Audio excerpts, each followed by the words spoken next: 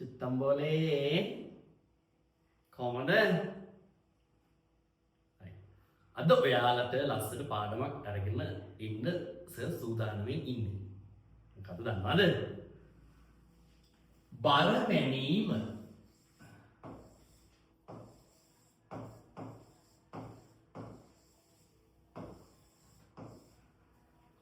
බර මැනීම. චුටි මැනික. දැන් අපි ඉස්සෙල්ලාම දැන් බර මැනීම කිව්වම ඉතින් දන්නවනේ. දැන් බර මනින්නේ මොනාගෙද කියලා අහුවොත් ඔව් කිලෝග්‍රෑම් වල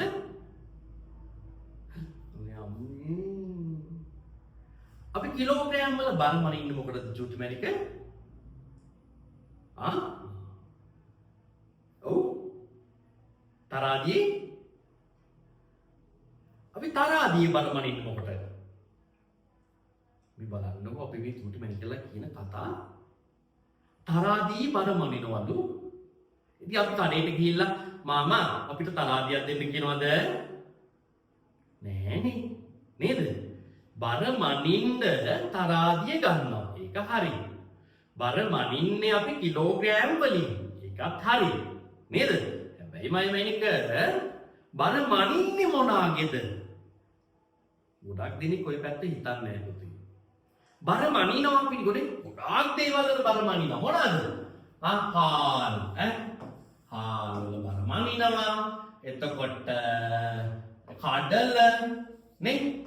කඩල වල බර මනිනවා. හැමදාම කන පරිප්පු නේද?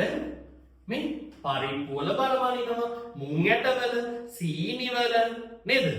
සබන් වල, සබන් කුඩු වල, මිරිස් කුඩු වල මෙන්න මේ වගේ බර මනිනවා අපි.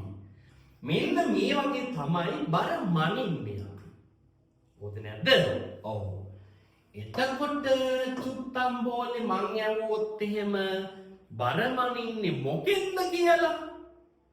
අන්න හරි. අන්න ඔයාගේ උත්තරය හරි එතකොට නේද? බර මනින්නේ මැනික මෙන්න මේ වගේ තරාදියකින්. මේන්න මේ වගේ තරාදියකින් තමයි අපි බර මනින්නේ. හරි. එතකොට දැන් කෙනෙකුට අහන්න පුළුවන් සර් ඇයි ඉතින් ඔය පැති දෙකක් තරාදියේ බර මනින්න? අහන්න පුළුවන් නේද? ඔව්. එතකොට තරාදියේ පුතේ එක පැත්තකට අපි දානවා පඩි. තව පැත්තකට දානවා අපිට අවශ්‍ය ද්‍රව්‍ය. හරි? හරි. දැන් මේ පඩි බර මනින්න ඕන වෙන පඩි ටික දන්නවද? බර මනින්න පඩි ටික දැන් ගොඩාක් දෙනෙක් දන්නේ නැහැ. ඇයි ඒ? අර ඉලෙක්ට්‍රික් තරාදි වලින්නේ බරින්නේ නේද? ඒතර අරගෙන තිබ්බ ගමන් වැටෙනවා බර. නමුත් මෙන්න මේක මේක බර මනින්න එක හොඳට ඔයාලට පුළුවන් වෙන්න ඕනේ ගණන් හදන්න. හරි. සර් කියලා දෙන්නම්කෝ. හරි. පඩි තියෙනවා ග්‍රෑම් 5 පඩි තියෙනවා. හරි. කඩේට ගියාම ග්‍රෑම් 5 පඩි තියෙනවා. තව තියෙනවා මේනික ග්‍රෑම් 10 පඩි. තව තියෙනවා ග්‍රෑම් 20 පඩි. තවත් තියෙනවා gram 50, gram 100, gram 200, gram 500, kilogram 1, kilogram 3, kilogram 2, kilogram 5. මේන්න මේ විදිහට පුතේ යකඩ වලින් හදපු මෙන්න මේ බරට සමාන පඩි තියෙනවා. Gram 5, gram 10, gram 20, gram 50, gram 100, gram 200 ආදී වශයෙන් පඩි තියෙනවා. හරි. දැන් එතකොට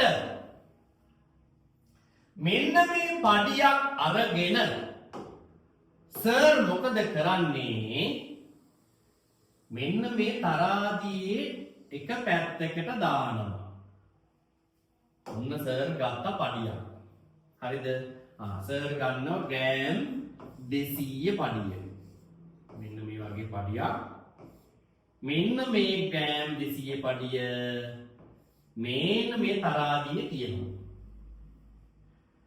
right. දැන් අත උස්සන්න බලන්න මේ තරාදියට මොකක්ද වෙන්නේ කියලා දන්න අය. right. අත උස්සමු බලන්න. ඔව්. හොඳයි. සුටි මැනික. ඔයා මොකද කියන්නේ? මේ තරාදියට මොකක්ද වෙන්නේ? ඔව් මොකක්ද වෙන්නේ පුතේ? මෙන්න මේ තරාදිය මෙන්න මේ පැත්තට ඇලවෙනවා. මෙන්න මේ විදිහට.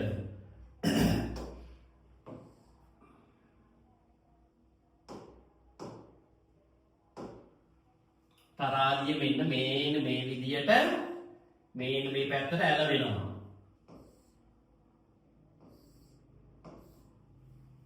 ඇයි ඇලවෙන්නේ? මෙන්න මේ පැත්තේ ග්‍රෑම් 200 පඩියක් දාලා තියෙන නිසා. තේරෙනවද? හරි. එතකොට මෙන්න මේ තරාදියේ ග්‍රෑම් 200 පඩියක් මෙතන තියෙනකොට මම මොකද කරන්නේ? සීනි භාජනයක් අරගෙන ටික මෙන්න මේකට සීනි දානවා. මෙන්න මේ පැත්තට මම සීනි දානවා. හරි. right. එතකොට මොකද්ද මේ තරාදියට වෙන්නේ කියලා කියමු බලන්න. මේ තරාදියට දැන් මොකද්ද වෙන්නේ? කියමු බලන්න. මොමෙනික? හරියටම හරි. මෙන්න මේ තරාදියේ මේ පැත්ත චුට්ට පහළට එනවා. ඇයි? මේ පැත්ත බර නැති නිසානේ මැනික උඩට ගියේ. හැබැයි චුට්ට මේකට බර දැම්මම මොකද වෙන්නේ? මේකත් ටිකක් බරට පහළට එනවා. ඕක නැද්ද? එහෙම ඇවිල්ලා මෙන්න මේ දෙපැත්ත එක සමාන මට්ටමකට එනවා. එක සමාන මට්ටමකට එනවා. එතකොට මේ පැත්තේ තියෙනවා 200 පඩිය. එතකොට මේ පැත්තේ තියෙනවා මොනවාද? සීනි.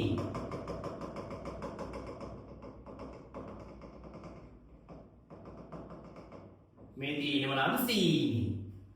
දැන් මෙන්න මේ තරාදිය සමබරයි. මේ පැත්තයි දැන් මෙන්න මේ තරාදිය සමබරයි. නේද? ඒ කියන්නේ මගේ පුතේ මෙන්න මේ පඩියේ බරට මෙන්න මේ පැත්තේ තියෙන සීනි ප්‍රමාණයේ බර සමාන වෙනවා. අන්න ඒ විදිහට තමයි මෙන්න මේ තරාදියෙන් අපි බර කිරා ගන්නෙ. එහෙනම් මේ දෙපැත්ත සමාන වෙනවා කියලා කියන්නේ මේ තරාදියේ මේ පඩියේ බරට සමාන බරක් මෙන්න මේ පැත්තට එනවා කියන එක. තේරුණා නේද? හරි. very good.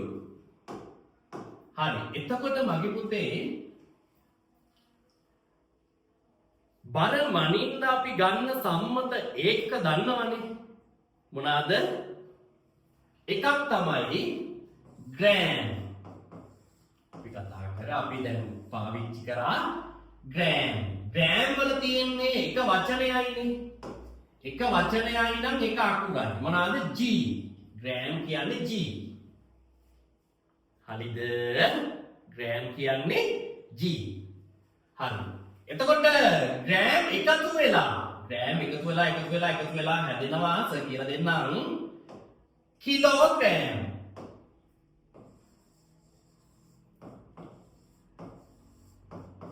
කිලෝග්‍රෑම්. එතකොට කිලෝග්‍රෑම් කියනකොට වචන දෙකක් තියෙනවා. මේකයි දෙකයි. වචන දෙකයි නම් අකුරු දෙකයි. කිලෝ කියනවා K වලින්, ග්‍රෑම් කියනවා G වලින්. තේරුණා නේද?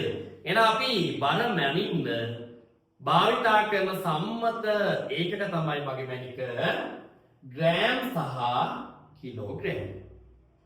තේරුණා නේද? හරි. එතකොට අපි කිලෝග්‍රෑම් සහ ග්‍රෑම් කියලා දෙකක් තියෙනවනේ. නේද? හරි. එතකොට මෙන්න මේ ග්‍රෑම් වලින් ග්‍රෑම් එකතු වෙලා තමයි කිලෝග්‍රෑම් හැදෙන්නේ. නිකන් ගමට බලමු අපි කොච්චරක් එකතු වෙන්න ඕනද කියලා. දැන් මමයි ගුවොත් එහෙම ග්‍රෑම් එකකින් කිලෝග්‍රෑම් එකක් හදාගන්න පුළුවන්ද කියලා. හරි. දැන් පඩිවල පටන් ගන්නෙ ග්‍රෑම් 5න් පුතේ. හරි. මේ පඩිවල පටන් ගන්නෙ ග්‍රෑම් 5න්. 5 10 20 50 100 ග්‍රෑම් 500 කිලෝ ඒ විදිහට එන්නේ. ඒතකොට ග්‍රෑම් එකකින් කිලෝග්‍රෑම් එකක් හදන්න බෑ ජීවිතේ. කොහොමවත් ග්‍රෑම් එකකින් කිලෝයක් හදන්න කිලෝග්‍රෑමයක් හැදෙන්නේ නැහැ කොහොමද?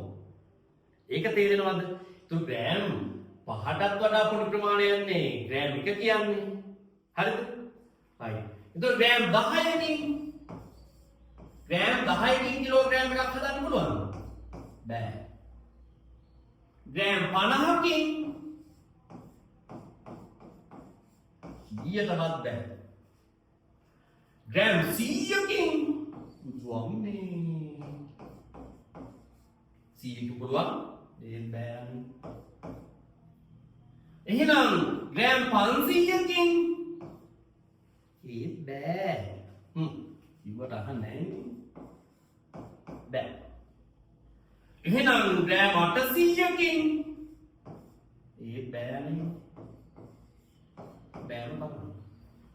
කීයක් විතර ඕන වෙයි එහෙනම් හිතන්නේ? ඈ? හොල ගෙඩිය. ග්‍රෑම් 1000යි. අන්න හරි. ග්‍රෑම් 1000කින් තමයි කිලෝග්‍රෑම් එකක් හැදෙන්නේ. හරි. සෙල්ලම්ද නෑ මේ ග්‍රෑම් 1000ක්. ග්‍රෑම් 1000ක් එකතු වුණාම තමයි කිලෝග්‍රෑම් එකක් හැදෙන්නේ. එහෙනම් මෙන්න මේ සංකල්පය බර මැනීම හා සම්බන්ධව ගණන් හදනකොට මෙන්න මේ කිලෝග්‍රෑම් එකක් හදාගන්න ග්‍රෑම් 1000ක් ඕනේ කියන එක ඉතාමත් හොඳට ඔළුවේ තැන්පත් වෙලා තිබිය යුතුමයි. තේරෙනවද කියන එක? හරි? හරි. අන්න ඒ කිලෝග්‍රෑම් එකට ග්‍රෑම් 1000යි කියන එක හොඳට ඔළුවේ තැම්පත් කරගන්න පුළුවන් දැන් සර් දෙන ගණන් ටික හැදුවට පස්සේ. හරි? අපි ගණන් 3-4ක් හදමු. එතකොට ඔක හොඳට ඔළුවට යනවා. හරි. හැමෝම ගන්නකෝ පොත. ලියන්න කරු ලකුණක් දාලා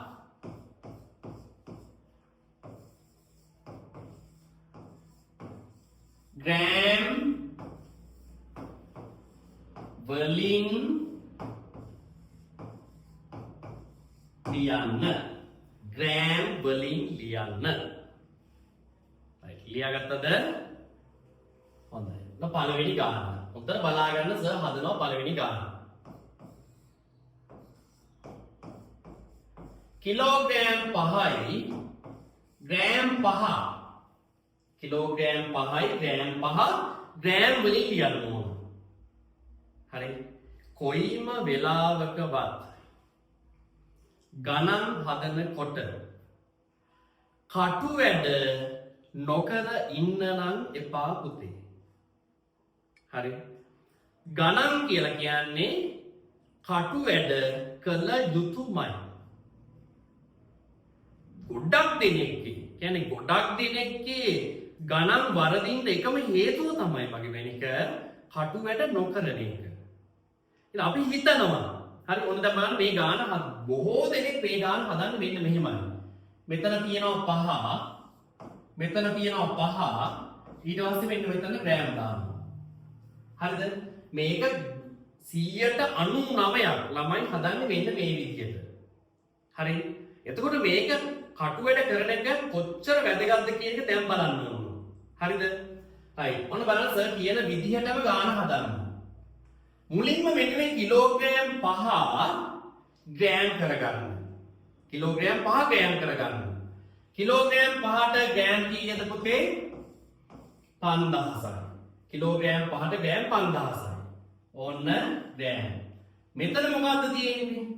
ග්‍රෑම් 5යි. ඒ ග්‍රෑම් පහ අපි මෙතෙන්ට ගන්නවා. හරි. එතකොට මෙතන ඔක්කොම ග්‍රෑම් කීයද බලන්න. මෙතන තියෙන ඔක්කොම ග්‍රෑම් කීයද බලන්න. 0.5යි 5යි. මෙතන 0යි. මෙතන 0යි. මෙතන 5යි. බලන්න. කටු වැඩ නොකර ඔයාලා මේ විදිහට උත්තරේ දැම්මොත් ඔයාලට ලකුණු දෙකක් නැති වෙනවා අපරාධ. කටු වැඩවල තියෙන ඉතාම වැදගත්කම තමයි මේ තියෙන්නේ. හරි. කොච්චර ලේසි වුණත් කරලා බලන්න. අනිවාර්යයෙන්ම කරලා බලන්න. හරි. අපි බලමු තව එක ගානක්. right. අංක 2. කිලෝග්‍රෑම් 10යි ග්‍රෑම් 50යි. හරි. දැන් අපි ඉස්සෙල්ලාම මෙන්න මේක ග්‍රෑම් කරගන්න මේක. මෙතනම ගාන හදාගන්න මේ.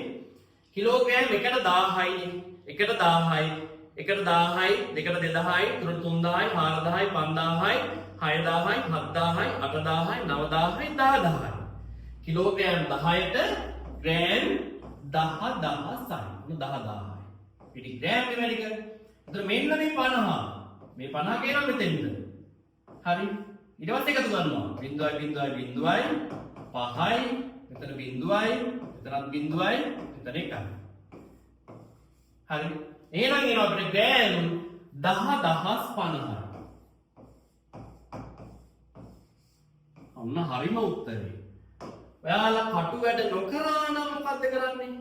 නොකරා නම් කරන්නේ මම අප්පලා ටික මේන්න මේක 10 මේන්න මේක 50 කියලා ඔන්න ඕක තමයි කරන්නේ. සම්පූර්ණයෙන් වැරදි. ඒක නිසා අනිවාර්යෙන්ම කටු වැඩ කියන එක අමතක කරන්න එපා. තේරුණා නේද? හරි. එහෙනම් අද ඔයාලා හරි ලස්සන ගණන් පාඩමක් ඉගෙන ගත්තා. ඉතින් මෙන්න මේ වගේ ලස්සන හොඳට තේරෙන ගණන් ඉගෙන ගන්න මෙන්න මේ YouTube channel එක subscribe කරන්න.